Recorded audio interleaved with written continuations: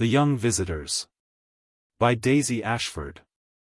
The Young Visitors. Or, Mr. Salteenas Plan. Chapter 1. Quite a young girl.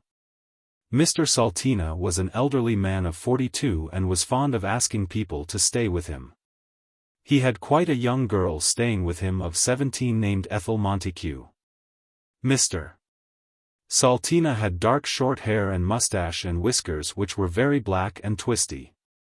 He was middle-sized and he had very pale blue eyes. He had a pale brown suit, but on Sundays he had a black one, and he had a topper every day as he thought it more becoming. Ethel Monticue had fair hair done on the top and blue eyes. She had a blue velvet frock which had grown rather short in the sleeves. She had a black straw hat and kid gloves. One morning Mr.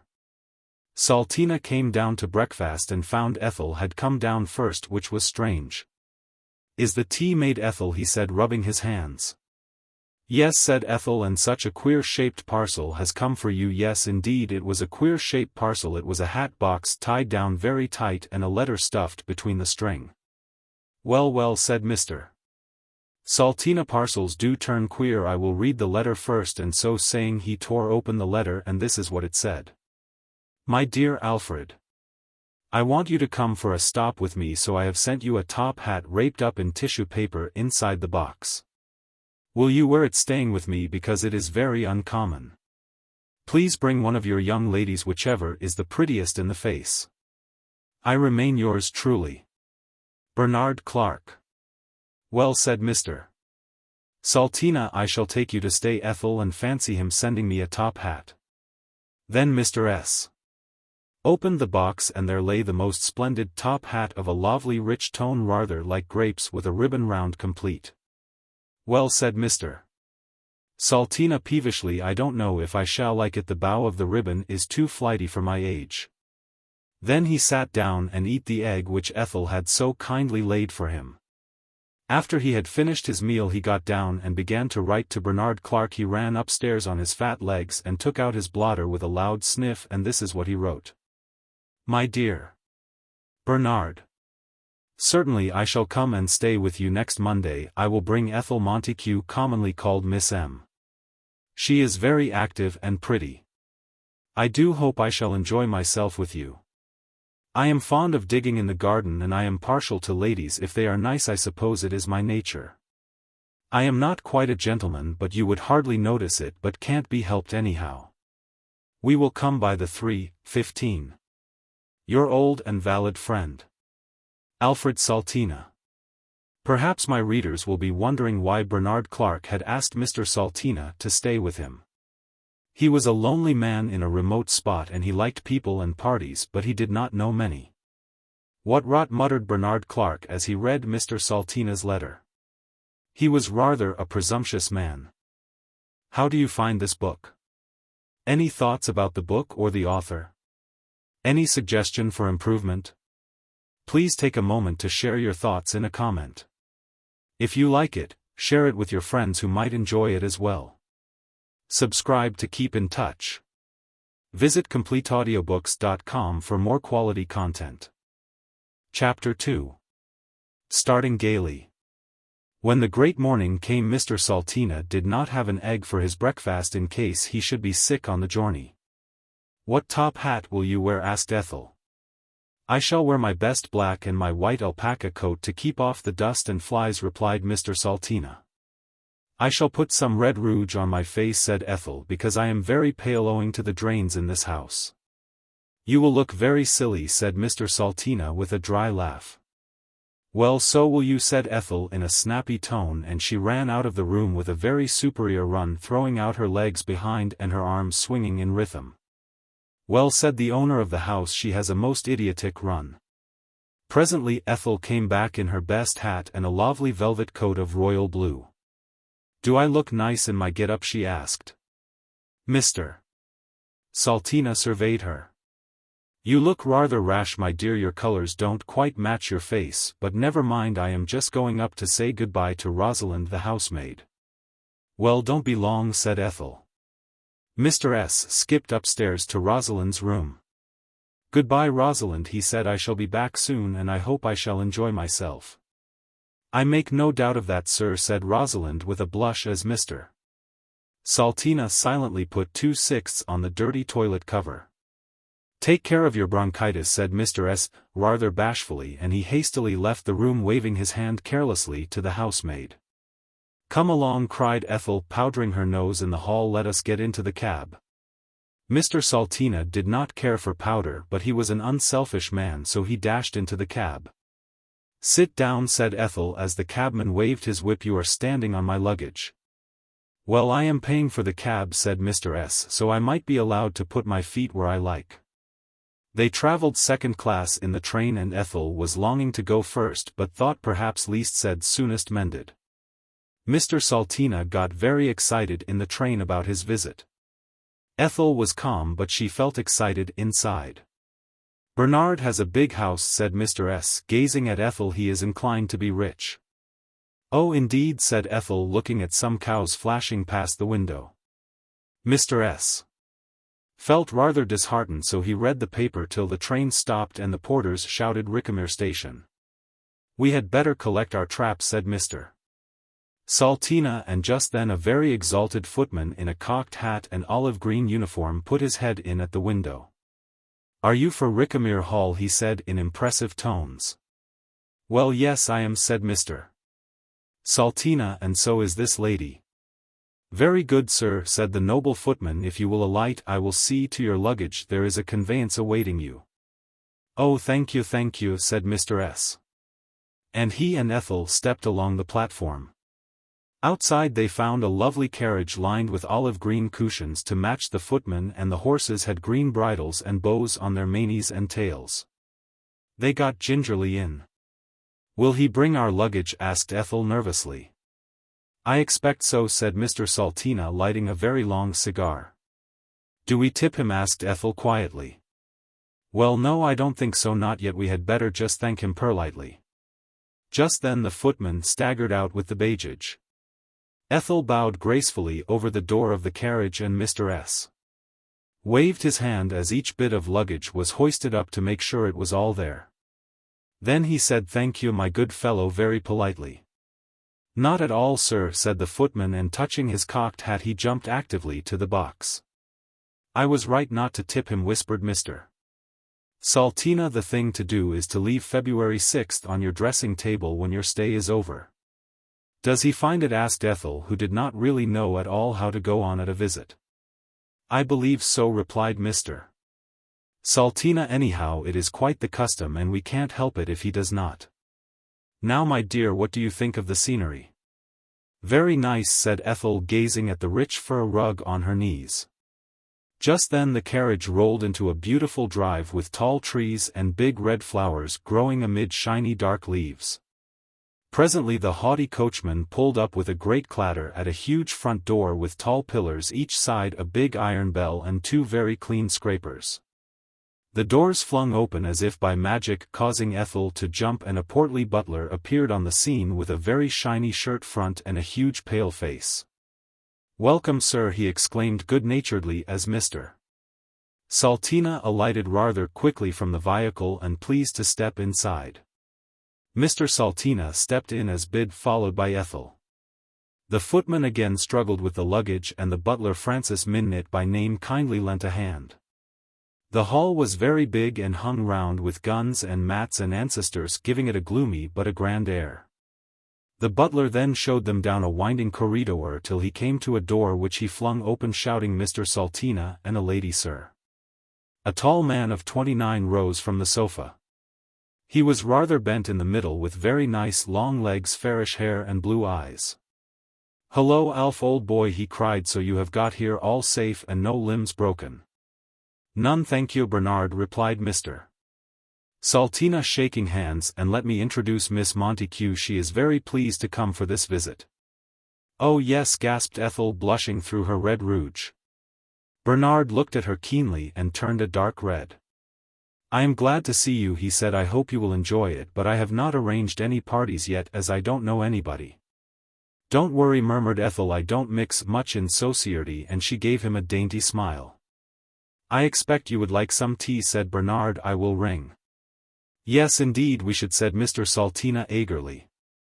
Bernard pealed on the bell and the butler came in with a stately walk. "Tea please, Minnit," cried Bernard Clark. "With pleasure, sir," replied Minnit with a deep bow. A glorious tea then came in on a gold tray, 2 kinds of bread and butter, a lovely jam roll and lots of sugar cakes. Ethel's eyes began to sparkle and she made several remarks during the meal. "I expect you would now like to unpack," said Bernard when it was over. "Well yes, that is rather an idea," said Mr. Salteena. "I have given the best spare room to Miss Monticue," said Bernard with a gallant bow, "and yours," turning to Mr. Salteena, "opens out of it, so you will be nice and friendly. Both the rooms have big windows and a handsome view." "How charming," said Ethel. "Yes, well let us go up," replied Bernard, and he led the way up many a winding stairway till they came to an oak door with some lovely swans and bulrushes painted on it. "Here we are," he cried gaily. Ethel's room was indeed a handsome compartment with purple silk curtains and a 4-post bed draped with the same shade. The toilet set was white and mauve and there were some violets in a costly vase. "Oh, I say," cried Ethel in surprise. "I am glad you like it," said Bernard, "and here we have yours, Alf." He opened the dividing doors and portrayed a smaller but dainty room all in pale yellow and wild primroses. "My own room is next the bathroom," said Bernard. "It is decorated dark red as I have somber tastes. The bathroom has got a tip-up basin and a hose thing for washing your head." "A good notion," said Mr. Salteena, who was secretly getting jealous. Here we will leave our friends to unpack and end this chapter. Chapter 3. The first evening. When they had unpacked, Mr. Salteena and Ethel went downstairs to dinner. Mr. Salteena had put on a complete evening suit as he thought it was the correct idea and some ruby studs he had got at a sale. Ethel had on a dress of yellow silk covered with tulle which was quite in the fashion, and she had on a necklace which Mr. Salteena gave her for a birthday present. She looked very becoming and pretty, and Bernard heaved a sigh as he gave her his arm to go into dinner. The butler Minnit was quite ready for the fray, standing up very stiff and surrounded by 2 footmen in green plush and curly white wigs who were called Charles and Horace. "Well," said Mr. Salteena, lapping up his turtle soup, "you have a very sumptuous house, Bernard." His friend gave a weary smile and swallowed a few drops of sherry wine. "It is fairly decent," he replied with a bashful glance at Ethel. "After our repast I will show you over the premises." "Many thanks," said Mr. Salteena, getting rather flustered with his forks. "You ought to give a ball," remarked Ethel. "You have such large compartments." "Yes, there is room enough," sighed Bernard. "We might try a few steps, and meanwhile I might get to know a few people." "So you might," responded Ethel, giving him a speaking look. Mr. Salteena was growing a little peevish, but he cheered up when the port wine came on the table and the butler put round some costly finger bowls. He did not have any in his own house, and he followed Bernard Clark's advice as to what to do with them. After dinner Ethel played some merry tunes on the piano and Bernard responded with a rather loud song in a bass voice, and Ethel clapped him a good deal. Then Mr. Salteena asked a few riddles as he was not musical. Then Bernard said, "Shall I show you over my domain?" and they strolled into the gloomy hall. "I see you have a lot of ancestors," said Mr. Salteena in a jealous tone. "Who are they?" "Well," said Bernard, "they are all quite correct. This is my Aunt Caroline. She was rather eccentric and quite old." "So I see," said Mr. Salteena, and he passed on to a lady with a very tight waist and queerly shaped. "That is Mary and Fudge, my grandmother, I think," said Bernard. "She was very well known in her day." "Why?" asked Ethel, who was rather curious by nature. "Well, I don't quite know," said Bernard, "but she was," and he moved away to the next picture. It was of a man with a fat smiley face and a red ribbon round him and a lot of medals. "My great-uncle Ambrose Fudge," said Bernard carelessly. "He looks a thou rough ancestor," said Ethel kindly.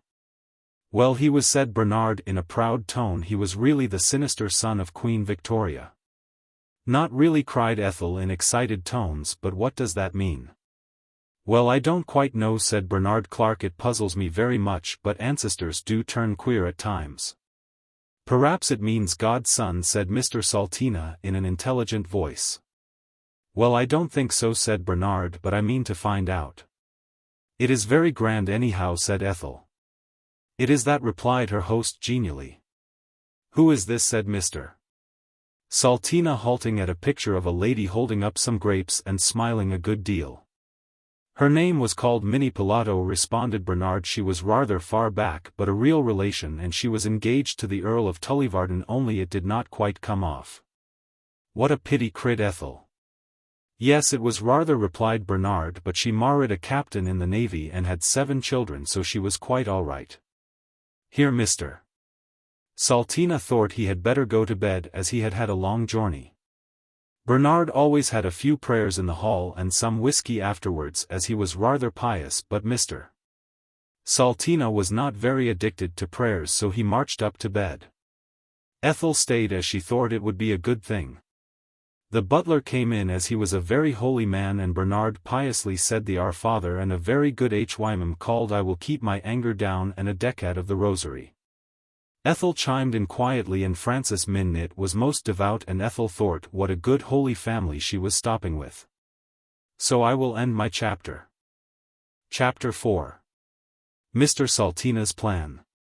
Mr. Salteena woke up rather early next day and was surprised and delighted to find Horace the footman entering with a cup of tea. Oh, thank you, my man, said Mr. Salteena, rolling over in the costly bed. Mr. Clark is nearly out of the bath, sir, announced Horace. I will have great pleasure in turning it on for you if such is your desire. Well, yes, you might, said Mr. Salteena, seeing it was the Idear, and Horace gave a profound bow. Ethel, are you getting up? shouted Mr. Salteena. Very nearly, replied Ethel faintly from the next room. I say, said Mr. Salteena excitedly, I have had some tea in bed. So have I, replied Ethel. Then Mr. Salteena got into a mauve dressing gown with yellow tassels, and seizing his soap he wandered off to the bath-room, which was most sumptuous. It had a lovely white shiny bath and sparkling taps and several towels arrayed in readiness by thoughtful Horace. It also had a step for climbing up the bath and other good dodges of a rich nature. Mr. Salteena washed himself well and felt very much better. After breakfast Mr. Salteena asked Bernard if he could have some private conversation with him. Well, yes, replied Bernard, if you will come into my study we can have a few words. Can't I come too, muttered Ethel sulkily. No, my dear, said Mr. Salteena, this is private. Perhaps later I might have a private chat with you, Miss Monticue, said Bernard kindly. Oh, do let, said Ethel. Then Bernard and Mr. S. strolled to the study and sat upon 2 armchairs. Fire away, said Bernard, lighting his pipe. Well, I can't exactly do that, said Mr. Salteena in slow tones. It is a serious matter, and you can advise me, as you are a thorough gentleman, I am sure. Well, yes, said Bernard, what can I do for you, Alf? You can help me perhaps to be more like a gentleman, said Mr. Salteena, getting rather hot. I am quite all right, as they say, but I would like to be the real thing. Can it be done? he added, slapping his knees. I don't quite know, said Bernard. It might take a good time. Might it, said Mr. S., but I would slave for years if need be. Bernard scratched his head. Why don't you try the Crystal Palace? he asked. Several people, earls and even dukes, have private compartments there. But I am not an earl, said Mr. Salteena in a perplexed tone. True, replied Bernard, but I understand there are sort of students there who want to get into the War Office and notable banks. Would that be a help? asked Mr. Salteena eagerly. Well, it might, said Bernard. I can give you a letter to my old pal the Earl of Clincham, who lives there. He might rub you up, and by mixing with him you would probably grow more seemly. Oh, 10,000 thanks, said Mr. Salteena. I will go there as soon as it can be arranged, if you would be so kind as to keep an eye on Ethel while I am away. Oh yes, said Bernard, I may be running up to town for a few days, and she could come too. You are too kind, said Mr. Salteena, and I don't think you will find her any trouble. No, I don't think I shall, said Bernard. She is a pretty girl, cheerful and active. And he blushed rather red. Chapter 5. The Crystal Palace. About 9 o'clock next morning Mr. Salteena stood bag in hand in the ancestral hall waiting for the vehicle to convey him to the station. Bernard Clark and Ethel were seated side by side on a costly sofa gazing abstractly at the parting guest. Horace had dashed off to put on his cocked hat as he was going in the barouche, but Francis Minnitt was roaming about the hall well prepared for any deed. "Well," said Bernard, puffing at his meerschaum pipe, "I hope you will get on, Alf. I am sure you have that little letter to old Clincham, eh?" "Indeed I have," said Mr. Salteena. "Many thanks for the same, and I do hope Ethel will behave properly." "Oh yes, I expect she will," said Bernard with a sigh. "I always do," said Ethel in a snappy tone. Just then there was a great clatter outside and the sound of hoofs and a loud neigh. "The barouche, I take it," said Bernard, rising slowly. "Quite correct, sir," said Minnitt, flinging wide the portless. "Well, goodbye, Alf, old man," said Bernard Clark. "Good luck and God bless you," he added in a pious tone. "Not at all," said Mr. Salteena. "I have enjoyed my stop, which has been short and sweet." "Well, goodbye, Ethel, my child," he said as bag in hand he proceeded to the door. Francis Minnitt bowed low and handed a small parcel to Mr. Salteena. "A few sandwiches for the journey, sir," he remarked. "Oh, this is most kind," said Mr. Salteena. Minnitt closed his eyes with a tired smile. "Not kind, sir," he muttered, "quite usual." "Oh really," said Mr. Salteena, feeling rather flabbergasted. "Well, goodbye, my good fellow," and he slipped 2/6 into the butler's open palm. Mr. Salteena had to travel first class as active Horace ran on to buy the ticket, which he presented with a low bow. "The Times and Titbits." "Oh, many thanks, my man," said Mr.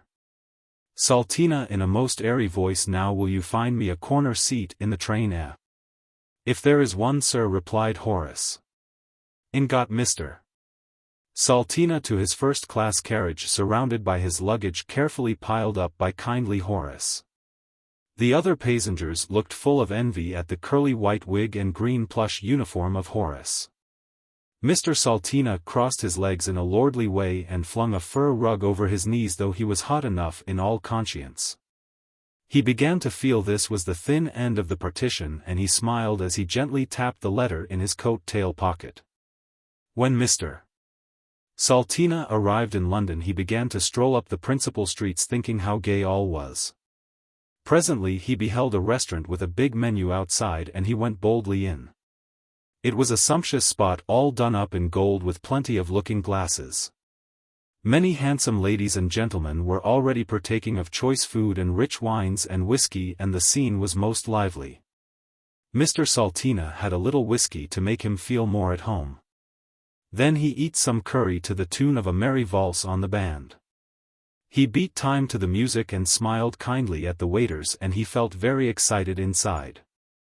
"I am seeing life with a vengeance," he muttered to himself as he paid his bill at the desk. Outside Mr. Salteena found a tall policeman. "Could you direct me to the Crystal Palace, if you please?" said Mr. Salteena nervously. "Well," said the genial policeman, "my advice would be to take a cab, sir." "Oh, would it?" said Mr. Salteena. "Then I will do so."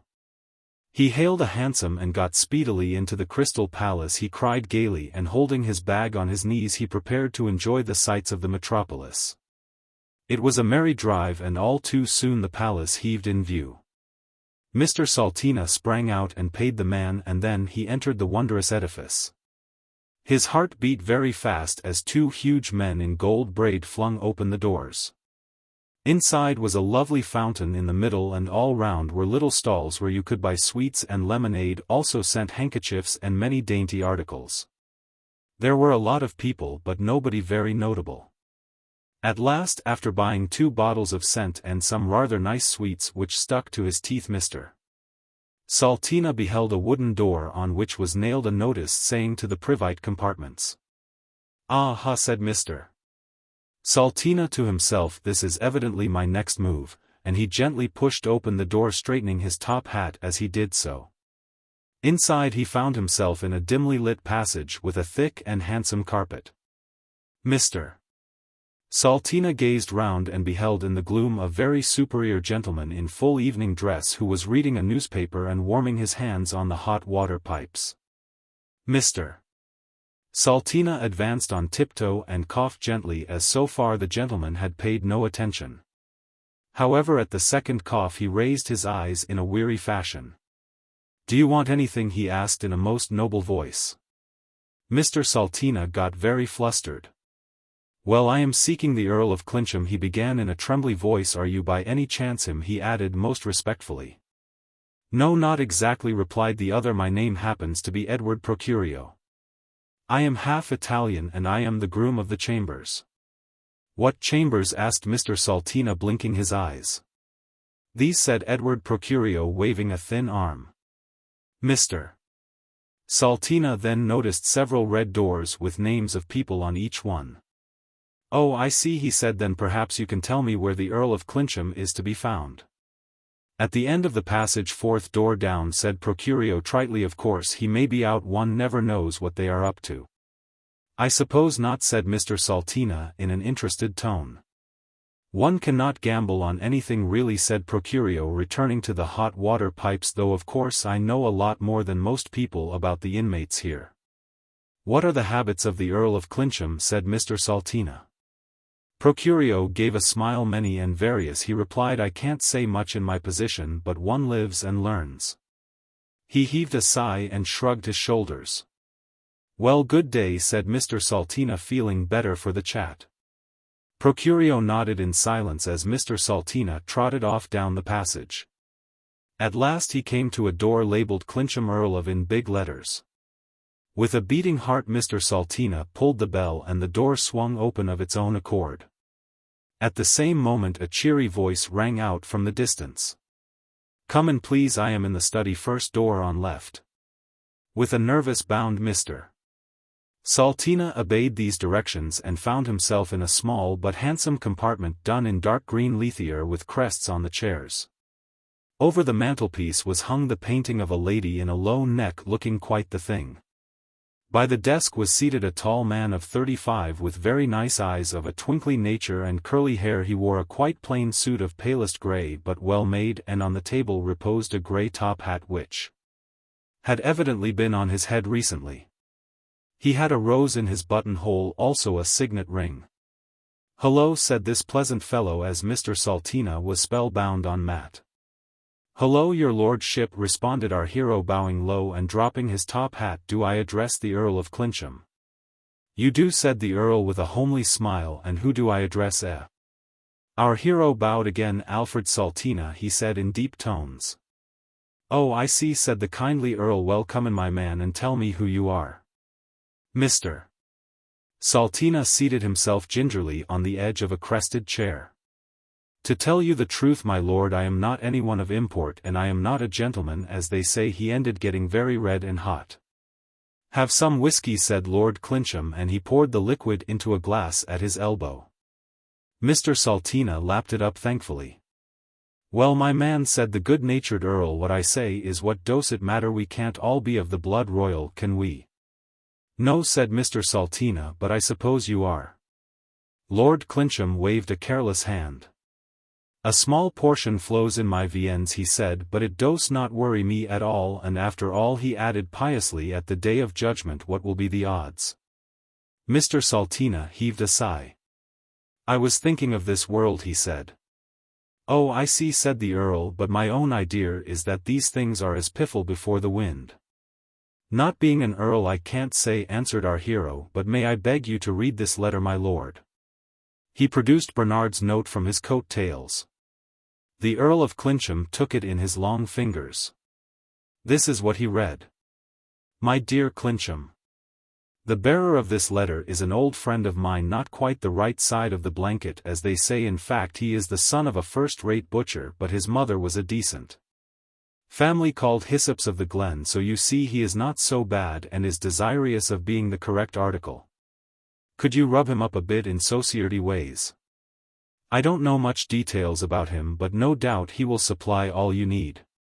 I am keeping well and hope you are. I must run up to the compartments one day and look you up. Yours as ever, your faithful friend." Bernard Clark. The Earl gave a slight cough and gazed at Mr. Salteena thoughtfully. Have you much money, he asked, and are you prepared to spend a good deal? Oh yes, quite, gasped Mr. Salteena, I have plenty in the bank and £10 in ready gold in my purse. You see, these compartments are the haunts of the aristocracy, said the Earl, and they are kept going by people who have got something funny in their family and who want to be less mere if you can. Comprehend? Indeed, I can, said Mr. Salteena. Personally I am a bit partial to mere people, said his lordship, but the point is that we charge a goodly sum for our training here, but however if you can't pay you need not join. I can and will, proclaimed Mr. Salteena, and he placed a £10 note on the desk. His lordship slipped it in his trouser pocket. It will be £42 before I have done with you, he said, but you can pay me here and there as convenient. Oh thank you, cried Mr. Salteena. Not at all, said the Earl, and now to business. While here you will live in compartments in the basement known as lower range. You will get many hints from the groom of the chambers as to clothes and etiquette to menials. You will mix with me for grammar, and I might take you out hunting or shooting sometimes to give you a few tips.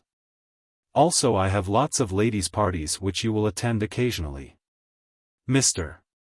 Salteena's eyes flashed with excitement. I shall enjoy that, he cried.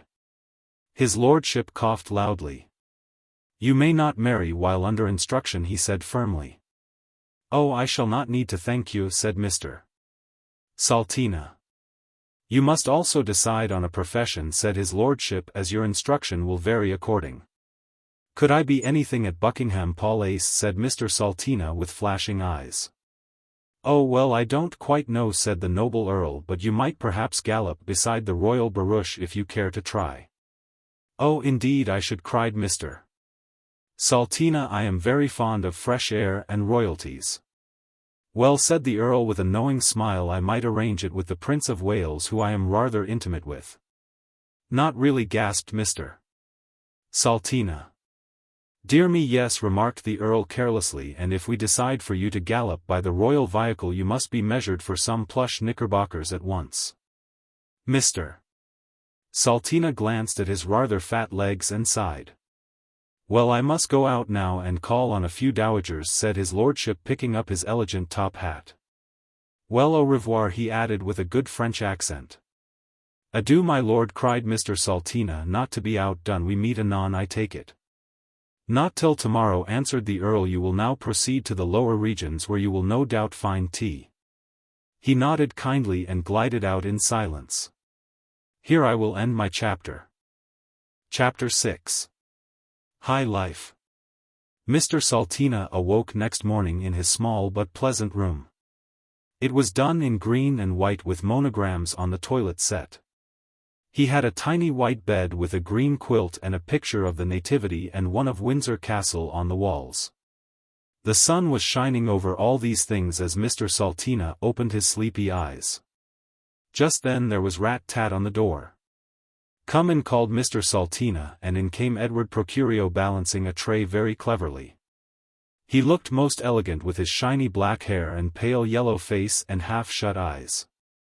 He smiled in a very mysterious and superior way as he placed the tray on Mr. Salteena's pointed knees. Your early beverage, he announced, and began to pull up the blind, still smiling to himself. Oh thank you, cried Mr. Salteena, feeling very tousled compared to this grand fellow. Then to his great surprise Procurio began to open the wardrobe and look at Mr. Salteena's suits, making Italian exclamations under his breath. Mr. Salteena dare not say a word, so he swallowed his tea and ate a Marie biscuit hastily. Presently Procurio advanced to the bed with a bright blue serge suit. Will you wear this today, sir? He asked quietly. Oh certainly, said Mr. Salteena. And a clean shirt would not come amiss, said Procurio. What about this pale blue and white stripe? With pleasure, replied Mr. Salteena. So Procurio laid them out in neat array, also a razor and brush for shaving. Then he opened a door, saying, This is the bathroom. Shall I turn on hot or cold? I don't mind, said Mr. Salteena, feeling very hot and ignorant. It is best for you to decide, sir, said Procurio firmly. "Well, I will try cold," said Mr. Salteena, feeling it was more manly to say that. Procurio bowed and beat a retreat to the bathroom. Then he returned and told Mr. Salteena that when he was washed he would find his breakfast in the sitting room. When Mr. Salteena was dressed in his best blue suit and clean shirt, he strolled into the sitting room where a gay canary was singing fit to burst in the window and a couple of doves cooing in a wicker cage. A cheery smell greeted him as Procurio glided in with some steaming coffee. Mr. Salteena felt more at home and passed a few remarks about the weather. Procurio smiled and uncovered some lovely kidneys on toast, and as he did so bent and whispered in Mr. Salteena's ear, "You could have come in your dressing gown." Mr. Salteena gave a start. "Oh, can I?" he said. 10,000 thanks." Then Procurio passed out and Mr. Salteena finished his kidneys and chirruped to the birds and had a cigarette from a handsome purple box which he found on the desk.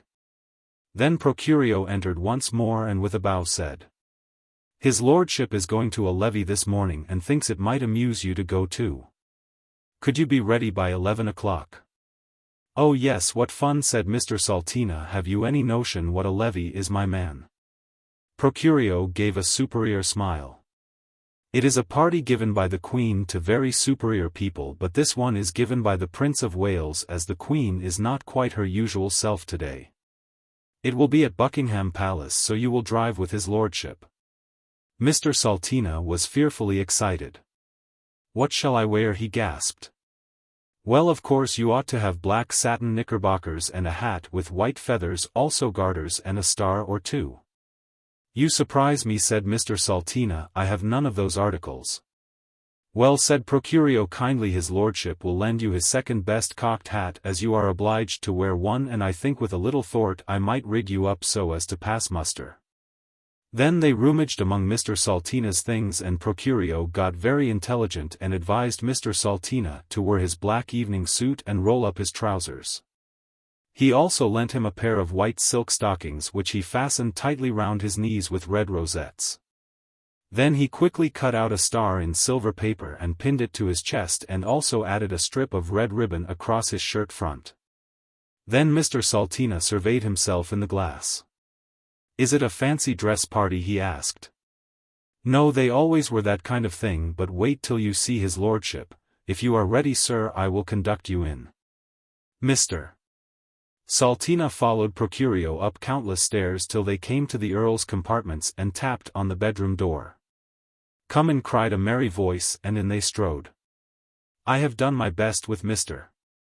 Salteena, my lord. I trust he will do. The hat, of course, will make a deal of difference." Mr. Salteena bowed nervously, wishing he had got correct knickerbockers, as his trousers did not feel too firm in spite of the garters. "Not half bad," cried the Earl. "Try on the hat, Salteena. It is on my bed." Mr. Salteena placed it on his head, and the feathers and gold braid became him very well, but he felt very jealous of the Earl, who looked a sight for the gods. He had proper satin knickerbockers with diamond clasps and buckled shoes and black silk stockings which showed up his long fine legs. He had a floppy shirt of softest muslin with real lace collar and cuffs. A sword hung at his side and a crimson sash was round his waist and a splendid cocked hat on his head. His blue eyes twinkled as he pulled on a pair of white kid gloves. "Well, come on, Salteena," he cried, "and don't be nervous. I will get you a pair of knickers tomorrow." "Will you get a handsome?" Procurio. Presently the Earl and Mr. Salteena were clattering away to Buckingham Palace. "You won't mind if I introduce you as Lord Hyssops, do you?" said the Earl as he lit his pipe. "You see, you are sort of mixed up with the family, so it won't matter and will look better." "So it would," said Mr. Salteena. "What do we do at the levee?" "Oh, we stroll round and eat ices and champagne and that kind of thing, and sometimes there is a little music." "Is there any dancing?" asked Mr. Salteena. "Well, not always," said the Earl. "I am glad of that," said Mr. Salteena. "I am not so nimble as I was, and my garters are a trifle tight." "Sometimes we talk about the laws and politics," said the Earl, "if Her Majesty is in that kind of a mood." Just then the splendid edifice appeared in view, and Mr. Salteena licked his dry lips at sight of the vast crowd. All round were carriages full of costly people, and outside the railings stood tall life guards keeping off the mere people who had gathered to watch the nobility clatter up. Lord Clincham began to bow right and left, raising his cocked hat to his friends. There was a lot of laughter and friendly words as the cab finally drew up at the front door. Two tall life guards whisked open the doors, and one of them kindly tipped the cabman. Mr. Salteena followed his lordship up the grand steps, trying to feel as homely as he could. Then a splendid-looking fellow in a red tunic and a sort of black velvet tam-o'-shanter stepped forward from the throng, shouting, "What name, please?" "The Earl of Clincham and Lord Hyssops," calmly replied the Earl, gently nudging Mr. Salteena to act up. Mr. Salteena nodded and blinked at the menial as much as to say all is well, and then he and the Earl hung up their cocked hats on two pegs. "This way," cried a deep voice, and another menial appeared wearing stiff white breeches, top boots, and a green velvet coat with a leather belt, also a very shiny top hat. They followed this fellow down countless corridors and finally came to big folding doors. The Earl twiddled his mustache and slapped his leg with his white glove as calmly as could be. Mr. Salteena perspired rather hard and gave a hitch to his garters to make sure. Then the portles divided and their names were shouted in chorus by countless domestics. The sumptuous room was packed with men of a noble nature dressed like the Earl in satin knickerbockers, etc., and with ladies of every hue with long trains and jewels by the dozen. You could hardly move in the gay throng. Dukes were as not as there were a good lot of princes and archdukes, as it was a very superior levy indeed. The Earl and Mr. Salteena struggled through the crowd till they came to a platform draped with white velvet. Here on a golden chair was seated the Prince of Wales in a lovely ermine cloak and a small but costly crown. He was chatting quite genially with some of the crowd. Up clambered the Earl, followed at top speed by Mr. Salteena. "Hullo, Clincham," cried the Prince, quite homely and not at all grand. "So glad you turned up, quite a squash, eh?" "A bit overpowering, your Highness," said the Earl, who was quite used to all this. "May I introduce my friend Lord Hyssops? He is staying with me, so I thought I would bring him along if you don't mind." "Prince?" "Not at all," cried the genial Prince, looking rather surprised. Mr. Salteena bowed so low he nearly fell off the platform, and as the Prince put out a hand, Mr. Salteena thought he had better kiss it. The Prince smiled kindly. "I am pleased to see you, Lord Hyssops," he said in a regal voice. Then the Earl chipped in. "And how is the dear Queen?" he said reverently. "Not up to much," said His Highness. "She feels the heat, poor soul," and he waved to a placard which said in large letters, "The Queen is indisposed." Presently His Highness rose. "I think I will have a quiet glass of champagne," he said. "You come too, Clincham, and bring your friend. The diplomats are arriving and I am not much in the mood for deep talk. I have already signed a dozen documents, so I have done my duty." They all went out by a private door and found themselves in a smaller but gorgeous room. The Prince tapped on the table and instantly two menials in red tunics appeared. "Bring 3 glasses of champagne," commanded the Prince, "and some ices," he added majestically. The goods appeared as if by magic, and the Prince drew out a cigar case and passed it round. "One grows weary of court life," he remarked. "Ah yes," agreed the Earl. "It upsets me," said the Prince, lapping up his strawberry ice. "All I want is peace and quiet and a little fun, and here I am tied down to this life," he said, taking off his crown. "Being royal has many painful drawbacks." "True," mused the Earl. Silence fell, and the strains of the band could be heard from the next room. Suddenly the Prince gazed at Mr. Salteena. "Who did you say you were?" he asked in a puzzled tone. "Lord Hyssops," responded our hero, growing purple at the lie. "Well, you are not a bit like the Lord Hyssops, I know," replied the Prince. "Could you explain matters?" Mr. Salteena gazed helplessly at the Earl, who had grown very pale and seemed lost for the moment.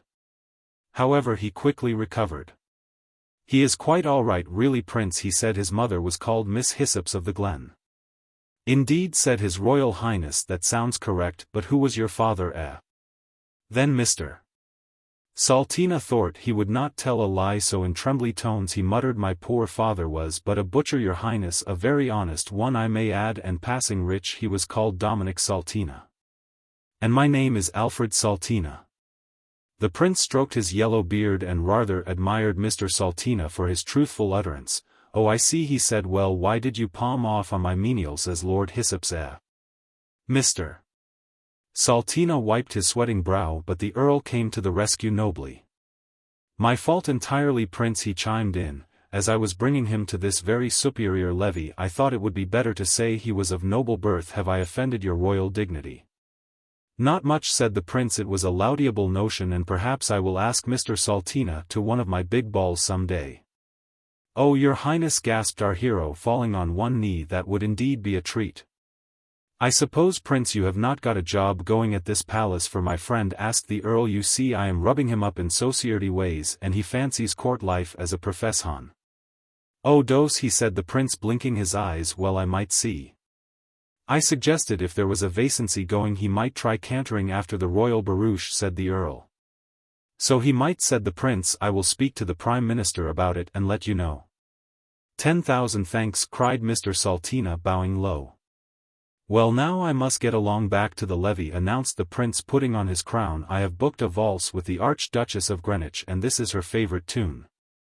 So saying, they issued back to the big room where the nobility were whirling gaily round. The more serious people, such as the prime minister and the admirals etc., were eating ices and talking passionately about the laws in a low undertone. The earl was soon mingling gaily in a set of lancers, but Mr. Salteena dare not, because of his trousers. However, he sat on a velvet chair and quite enjoyed overhearing the intelligent conversation of the prime minister. And now we will leave our hero enjoying his glimpse of high life and return to Ethel Monticue. Chapter 7. Bernard's Idear.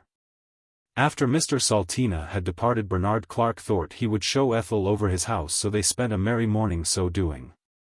Ethel passed bright remarks on all the rooms, and Bernard thought she was most pretty, and Ethel began to be a bit excited. After a lovely lunch they sat in the gloomy hall, and Ethel began to feel very glad Mr. Salteena was not there. Suddenly Bernard lit his pipe. I was thinking, he said passionately, what about going up to London for a week's gaiety? Who? Inquired Ethel in a low tone. You and me, said Bernard. I know of several splendid hotels, and we could go to theatres and parties and enjoy ourselves to the full. So we could. What an idea, cried Ethel. So the merry plan was all arranged, and they spent the afternoon in packing their trunks. Next day they were all ready in the hall when the handsome vehicle once more clattered up. Ethel had on her blue velvet get-up and a sweet new hat and plenty of rouge on her face, and looked quite a seemly counterpart for Bernard, who was arrayed in a white and shiny mackintosh, top boots, and a well-brushed top hat tied onto him with a bit of black elastic. Well, goodbye, Minnit, he cried to the sombre butler. Take care of your gout and the silver, and I will pay your wages when I come back. Thank you kindly, sir, murmured Minnit. When may I expect your return? Oh, well, I will wire, he said, and dashed down the steps. Ethel followed with small ladylike steps, having bowed politely to Minnit, who closed his eyes in acknowledgment of her kindness. The sun was shining, and Ethel had the feeling of going to a very jolly party, and felt so sorry for all the passers-by who were not going to London with Bernard. Arrived in the gay city, Bernard hailed a cab to the Manor Born and got in, followed by Ethel. Kindly drive us to the Gaiety Hotel, he cried in a firm tone. The cabman waved his whip and off they dashed.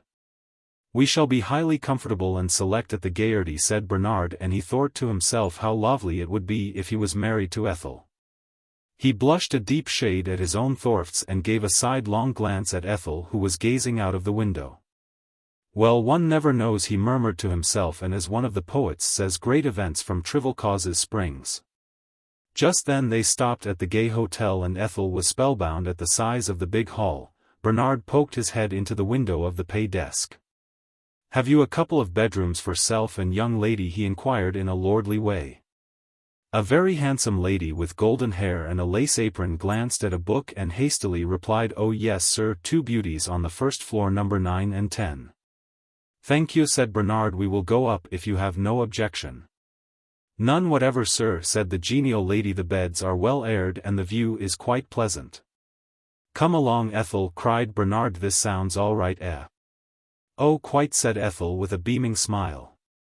They went upstairs and entered number 9, a very fine compartment with a large dunny bed and white doors with glass handles leading into number 10, an equally dainty room but a trifle smaller. "Which will you have, Ethel?" asked Bernard. "Oh well, I would rather you settled it," said Ethel. "I am willing to abide by your choice." "The best shall be yours then," said Bernard, bowing gallantly and pointing to the biggest room. Ethel blushed at his speaking look. "I shall be quite lost in that huge bed," she added to hide her embarrassment. "Yes, I expect you will," said Bernard, "and now what about a little table d'hôte followed by a theatre?" "Oh yes," cried Ethel, and downstairs they went. Chapter 8. A Gay Call. "I tell you what, Ethel," said Bernard Clark about a week later, "we might go and pay a call on my pal the Earl of Clincham." "Oh do let's," cried Ethel, who was game for any new adventure. "I would dearly love to meet his lordship." Bernard gave a frown of jealousy at her rather mere words. "Well, dress in your best," he muttered. Ethel skipped into her bedroom and arrayed herself in a grass-green muslin of decent cut, a lace scarf, long fawn-colored kid gloves and a muslin hat to correspond. She carried a parasol in one hand, also a green silk bag containing a few stray hair pins, a clean handkerchief, 5 shillings, and a pot of rouge in case. She looked a dainty vis hen with her fair hair waving in the breeze, and Bernard bit his lips rather hard, for he could hardly contain himself and felt he must marry Ethel soon. He looked a handsome sight himself in some exquisite white trousers with a silk shirt and a pale blue blazer belt and cap. He wore this in honor of the Earl, who had been to Cambridge in his youth, and so had Bernard Clark. At last they found themselves in the entrance hall of the Crysdale Palace and speedily made their way to the private compartments. Edward Procurio was walking up and down the passage looking dark and mysterious as usual. "Is his lordship at home?" cried Bernard Clark cheerily. "Which one?" asked Procurio. "Many lords live here," he said scornfully. "Well, I mean the Earl of Clincham," said Bernard. "Oh yes, he is in," responded Procurio, "and to the best of my belief giving a party." "Indeed," ejaculated Bernard. "We have come in the nick of time, Ethel," he added. "Yes," said Ethel in an excited tone. Then they pealed on the bell and the door flew open. Sounds of laughter and comic songs issued from the abode, and in a second they were in the crowded drawing-room. It was packed with all the elite, and a stout duchess with a good-natured face was singing a lively song and causing much merriment. The Earl strode forward at sight of 2 newcomers. "Hullo, Bernard, old boy," he cried, "this is a pleasure, and who have you got with you?" he added, glancing at Ethel. "Oh, this is Miss Monticue," said Bernard. "Shall I introduce you?" "If you will be so good," said the Earl in an affable tone, and Bernard hastily performed the rite. Ethel began a bright conversation while Bernard strolled off to see if he could find any friends amid the throng. "What pleasant compartments you have," cried Ethel in rather a saucier tone. "Fairly so," responded the Earl. "Do you live in London?" he added in a loud tone as someone was playing a very difficult pace on the piano. "Well, no, I don't," said Ethel. "My home is really in Northumberland, but I am at present stopping with Mr. Clark at the Gaiety Hotel," she continued in a somewhat showing-off tone. "Oh, I see," said the Earl. "Well, shall I introduce you to a few of my friends?" Please do," said Ethel with a dainty blow at her nose. The Earl disappeared into the madding crowd and presently came back with a middle-aged gentleman. "This is Lord Hyssops," he said. "My friend Miss Monticue," he added genially.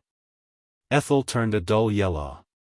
"Lord Hyssops," she said in a faint voice. "Why, it is Mr. Salteena. I know him well." "Hush," cried the Earl. "It is a title bestowed recently by my friend the Prince of Wales." "Yes, indeed," murmured Mr. Salteena, deeply flabbergasted by the ready wit of the Earl. "Oh, indeed," said Ethel in a peevish tone. "Well, how do you come to be here?" "I am stopping with his lordship," said Mr. Salteena, "and have a set of compartments in the basement, so there." "I don't care," said huffy Ethel. "I am in handsome rooms at the Gaiety." "Nothing could be nicer, I am sure," struck in the Earl. "What do you say, Hyssops?"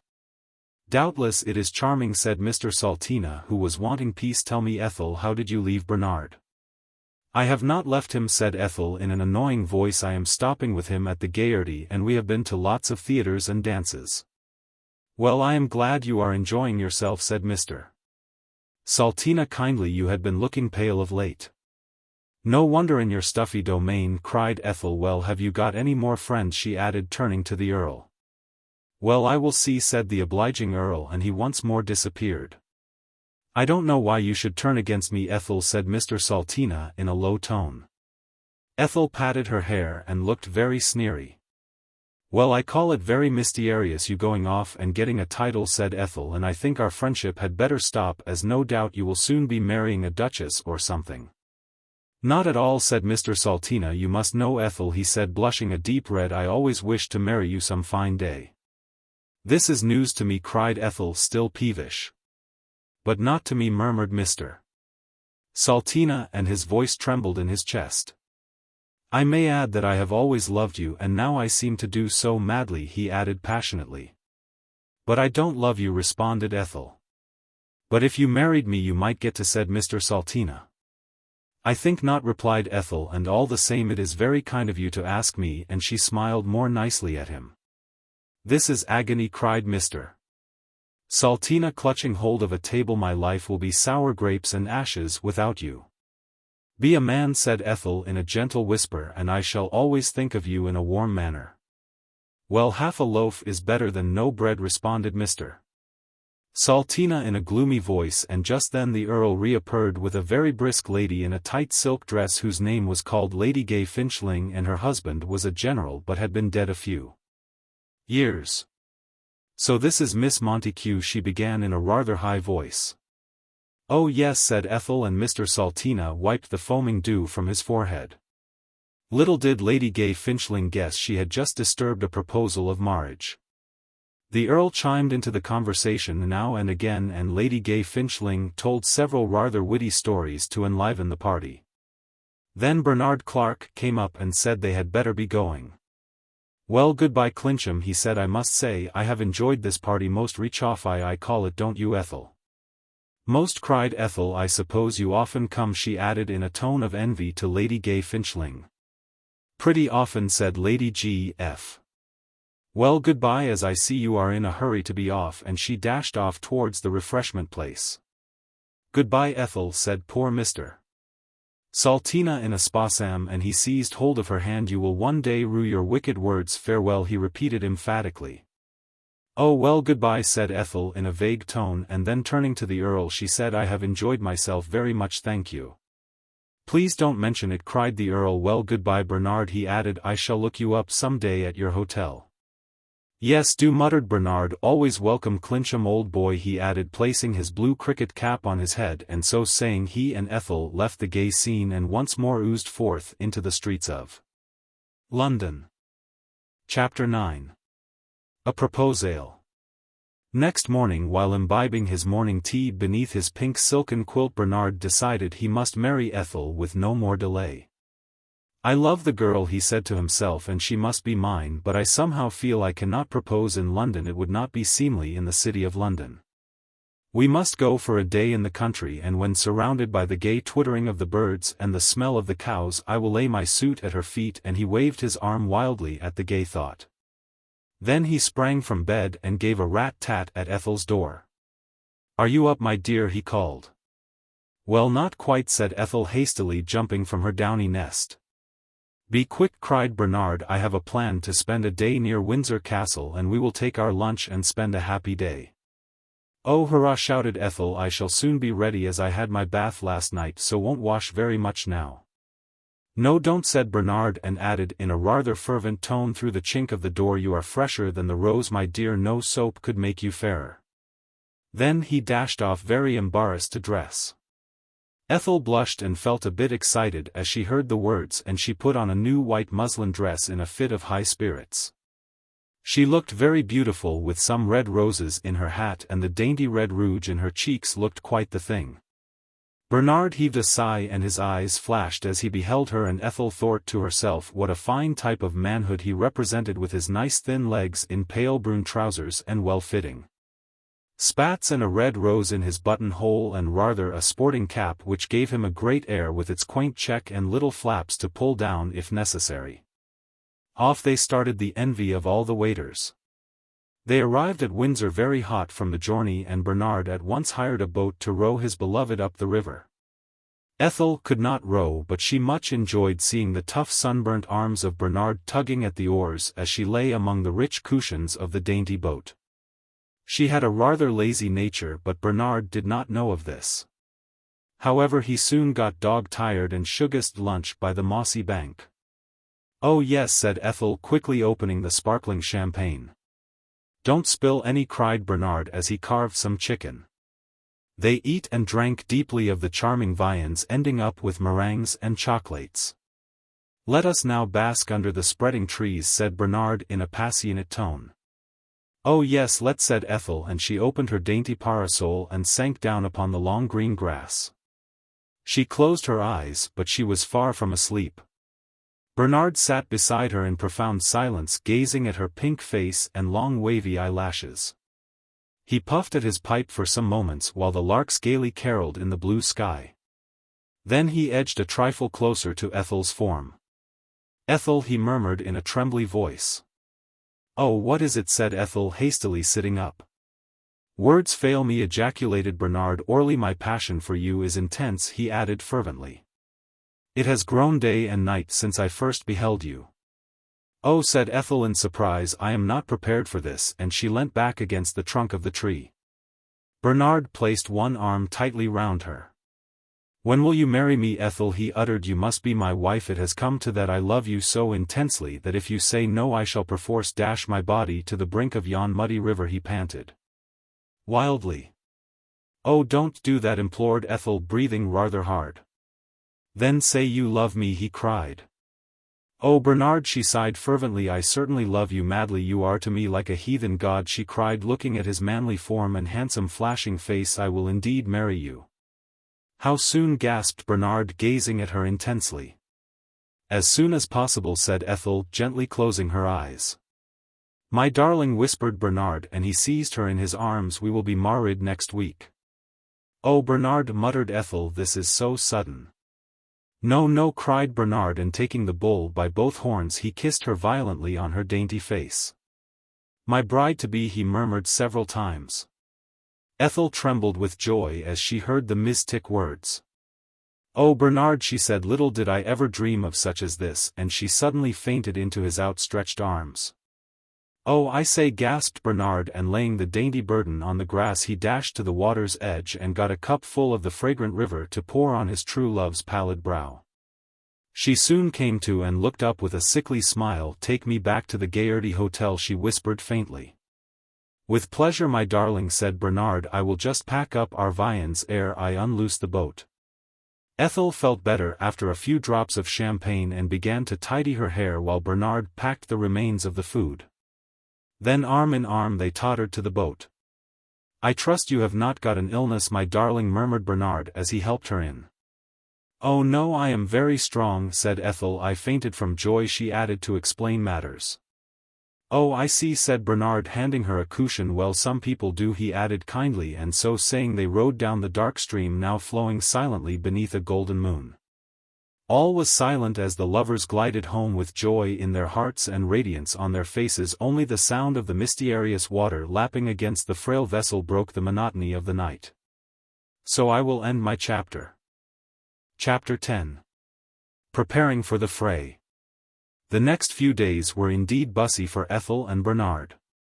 First of all, Ethel got some dainty pink note paper with silver crest on it and sent out invitations in the following terms to all their friends. Miss Ethel Monticue will be married to Mr. Bernard Clark at Westminster Abbey on June 10th.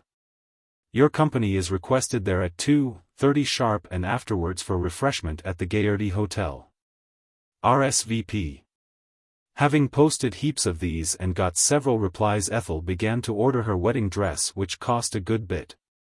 She chose a rich satin with a humped pattern of gold on the pure white, and it had a long train edged with arum lilies.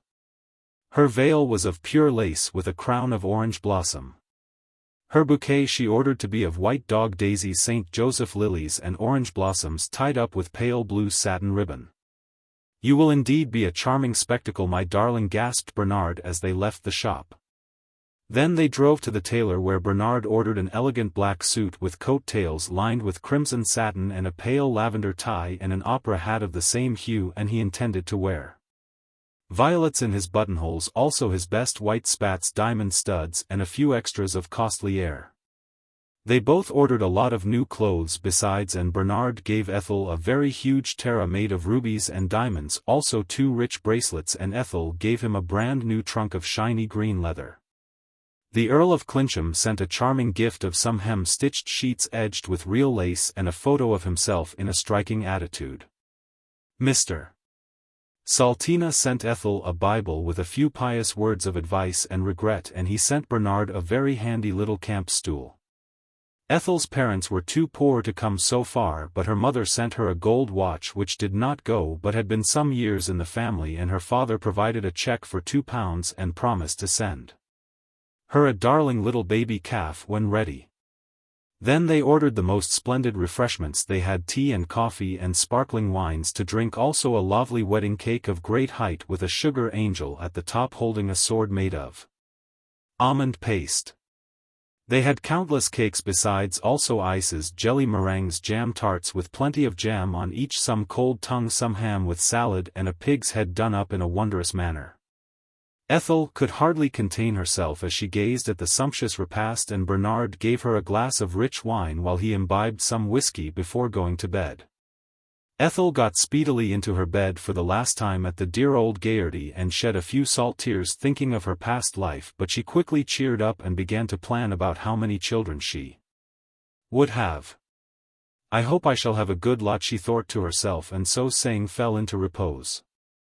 Chapter 11. The Wedding. The abbey was indeed thronged next day when Ethel and Bernard cantered up in a very fine carriage drawn by 2 prancing steeds who foamed a good deal. In the porch stood several clean altar boys who conducted the lucky pair up the aisle while the organ pealed a merry blast. The mighty edifice was packed, and seated in the front row was the Earl of Clincham, looking very brisk as he was going to give Ethel away at the correct moment. Beside him sat Mr. Salteena, all in black and looking bitterly sad, and he ground his teeth as Ethel came marching up. There were some merry hymns, and as soon as Ethel and Bernard were won, the clergyman began a sermon about Adam and Eve and the serpent, and Mr. Salteena cried into his large handkerchief, and the Earl kept on nudging him as his sniffs were rather loud. Then the wedding march pealed forth, and down the church stepped Ethel and Bernard as husband and wife. Into the cab they got and speedily dashed off to the Gaily. The wedding refreshments were indeed a treat to all, and even Mr. Salteena cheered up when he beheld the wedding cake and sparkling wines. Then the Earl got up and made a very fine speech about marriage vows and bliss, and he quoted several good bits from the Bible which got a lot of applause. Bernard replied in good round terms. "I thank your lordship for those kind remarks," he said in clear tones. "I expect we shall be as happy as a lark, and I hope you will all be ditto some day."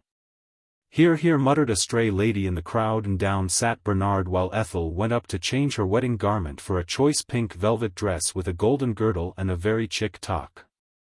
Bernard also put on a new suit of blue stripe and some silk socks and clean underclothing. "Hurrah, hurrah," shouted the guests as the pair reappeared in the aforesaid get-ups. Then everybody got a bag of rice and sprinkled on the pair, and Mr. Salteena sadly threw a white tennis shoe at them, wiping his eyes the while. Off drove the happy pair, and the guests finished up the food. The happy pair went to Egypt for their honeymoon, as they thought it would be a nice warm spot and they had never seen the wondrous land. Ethel was a bit sick on the boat, but Bernard braved the storm in manly style. However, Ethel had recovered by the time they got to Egypt, and here we will leave them for a merry 6 weeks of bliss while we return to England. Chapter 12. How it ended. Mr. Salteena, by the aid of the Earl and the kindness of the Prince of Wales, managed to get the job his soul craved, and any day might be seen in Hyde Park or Piccadilly galloping madly after the royal carriage in a smart suit of green velvet with knickerbockers complete. At first he was rather terrified, as he was not used to riding, and he found his horse bumped him a good deal and he had to cling on desperately to its flowing mane.